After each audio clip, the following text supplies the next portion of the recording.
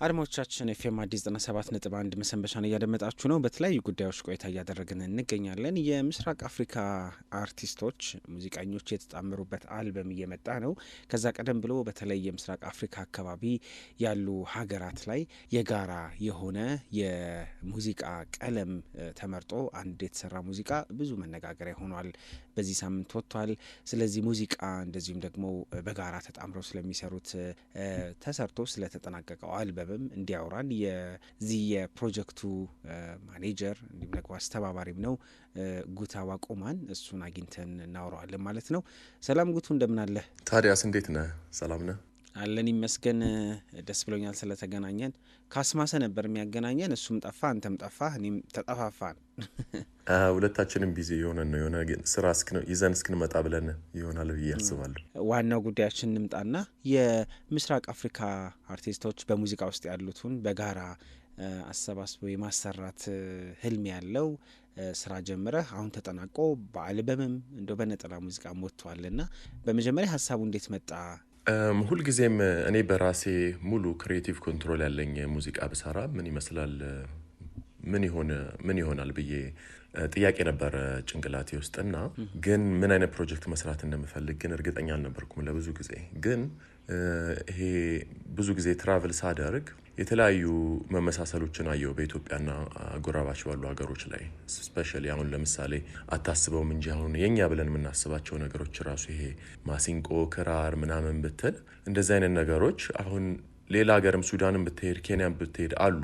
ያው ስማቸው ሌላ ይሆናል፣ ትንሽ ቅኝታቸው ለየት ይላል እንጂ የሚያመሳስሉ ነገሮች እንዳሉ ያው ይሄ ልምዱ ሲኖረኝ የመጓዝና የማየት ይህን ነገር አየውና ለምን ታዲያ ደቡብ አፍሪካና ምዕራብ አፍሪካ አንድ የሚያደርጋቸውን ወይም ደግሞ የሚያመሳስላቸው ነገር ላይ ብዙ ሰርተው ሶፍት ዲፕሎማሲ ወይም ዩኒቲ በአርት ወይም በከልቸር መፍጠር ከቻሉ ኢስት አፍሪካም ላይም መፍጠር ይቻላል ብዬ አሰብኩኝና ሪሰርች ጀመርኩ። ይሄ ነገር ይሄ ከላይ ነበር መጀመሪያ ላይ ውስጥ ጠልቄ ስገባስ ይሄንኑ ግኝት ይገኛል ወይ በማለት ማለት ነው። ሶ እንደዛ ስናረግ በጣም ብዙ የሚያስተሳስሩ ነገሮች በሙዚቃ ውስጥም ከሙዚቃውም ውጪ እንዳሉ ተረዳ ነው። ወደ 6 ሪሰርቸሮች ቀጥረን ነው ሪሰርች ሰብስበን ያስላክ ነው ከነዚህ ሀገሮች ያንን ሪትም ወይም ያኛውን ሃርት ቢት በቃ የኢስት አፍሪካን ምንደንስበት አንድ ሪትም ካለ ብለን ነበረ። እሱን ስናገኝ በቃ ይሄንን ነገር ወስደን ሞደርናይዝ አድርገን ይሄ ለዘመናዊ ለሆኑ ጆሮች እንዲሆን ለዘመናዊ ለሆኑ ሙዚቃ ማሰራጫ ሚዲያዎችና ይሄ ሰርቪሶች እንዲሆን አድርገን ሞደርን አድርገን ለጄንዚዩም ለሚሌኒያሉም ለኦልደሩም ጄኔሬሽን የሚሆን አይነት ሙዚቃ አንደኛ ከትራዲሽን ላይ በጣም ሩትድ የሆነ፣ ሁለተኛ ደግሞ ለፊውቸርም ለመጪውም ዝግጁ የሆነ ሁሉንም የሚያስተሳስር ሁሉንም ቋንቋ ሊይዝ የሚችል የትራዲሽናል ይሄ ባህላዊ የሙዚቃ መሳሪያዎቻችንንም ከሞደርን ጋር ደግሞ ሲጣመሩ ምን ይመስላል ምን ሊመስል እንደሚችል ሊያሳይ የሚችል ፕሮጀክት እንስራ ብለን ከሪሰርች ጀምረን ነው እንግዲህ ከዛ ወደ ኤክስፐሪመንት ማድረጉ ወደ ሙከራው የገባ ነው።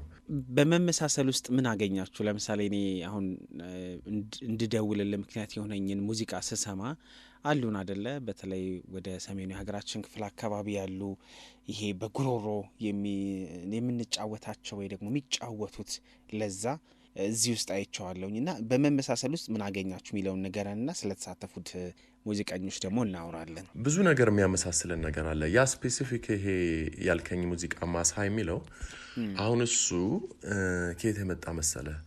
ኬንያዎቹ ራሳቸውም ይሄ ኢስት አፍሪካ ላይ ዳያሎግ የለም እና ግን ይሄን ሪሰርች ስንሰበስብ ያገኘነው ነገር ምንድን ነው? አሁን ለምሳሌ ኮል ኤንድ ሪስፖንስ የሚባለው ነገር ይሄ ዘፋኝና ተቀባይ የሚባለው ነገር በሁለቱም በኩል ካልቸር ወይም በሁሉም ካልቸር ላይ ያለ ነገር ነው።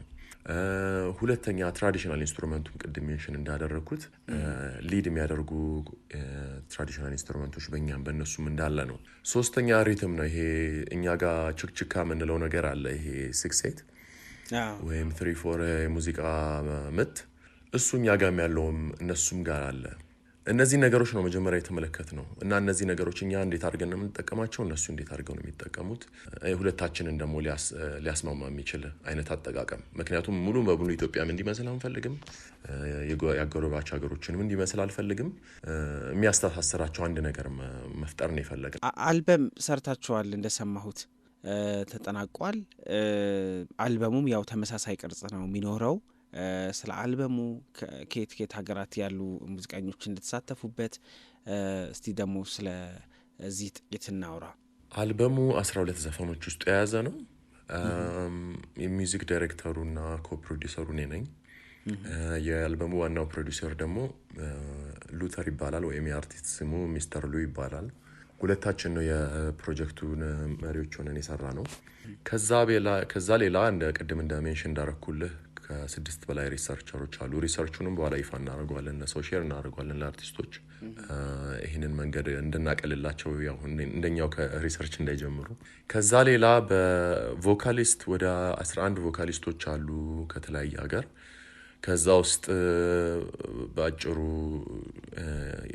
የተጠቀምናቸውን ኢንፍሉዌንሶች ለመግለጽ ያህል የሱዳን አለ፣ የኢትዮጵያ አለ፣ የኬንያ አለ፣ የሴሸልስ አለ፣ የታንዛኒያ አለ፣ የሶማሊያ አለ፣ እንዲሁም የኮስታል እንትኖች አሉ፣ የኮስታል ቋንቋዎች።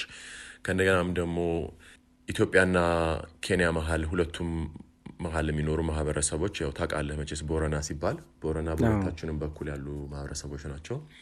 የእሱም ቋንቋ የሚገርምህ ትክክለኛ ቲፒካል የሆነ ቦረና ከቪሌጅ ውስጥ አምጥተን ነው አክቹዋሊ ሙሉ ይዘቱንና ውበቱን እንደያዘ አንደኛው ሙዚቃ ላይ የተሳተፈው። ያው ከ6 በላይ ቋንቋዎች አሉ፣ ከ11 በላይ አቀንቃኞች አሉ። ከኢትዮጵያ ምናልባት በማቀንቀን ወይ ደግሞ በመሳተፍ ልናነሳቸው የምንችላቸው ሙዚቀኞች ይኖሩ ይሆን? አዎ፣ ከኢትዮጵያ ከድምፅ አኳያ አንድ አስታር የሚባል አለ። ባክግራውንድ ቮካሎቹን እንዳለ ይገባለን። ኬንያ የሚኖር ኢትዮጵያዊ ነው። የአርቲስት ስሙ አስታር ይባላል። ጀንበሩን ታውቋለህ? ያው እንደ ካስመሰ ጀንበሩ ደመቀ፣ ያው እኔ ነኝ እሱንም ፕሮዲስ ያደረግኩት። ትዝ ካለ በፊት ኬንያ መጥቶ ነበር ለአንድ ዝግጅት ያዘጋጀሁት ላይ ፐርፎርም ለማድረግ እና በዛ አጋጣሚ እሱም መጥቶ የፕሮጀክቱ ተሳታፊ ሆኗል። ሌላ ደግሞ የሙዚቃ ኢንስትሩመንቱ ላይ ደግሞ ሀዲንቆ የማሲንቆ ተጫዋቹን ታውቀዋለህ?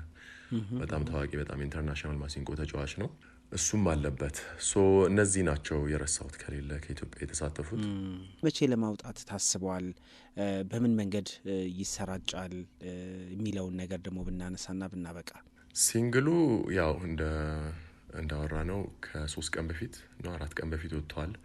ሌላ 2 ሲንግሎች እንለቃለን ሐምሌና ነሐሴ ላይ አንዳንድ ያው ለቅምሻ እያለን አቴንሽኑን እስክንሰበስብ ድረስ ያው በአዲስ ፕሮጀክትና በአዲስ ፕላትፎርም በአዲስ ስም ስለምንለቀው።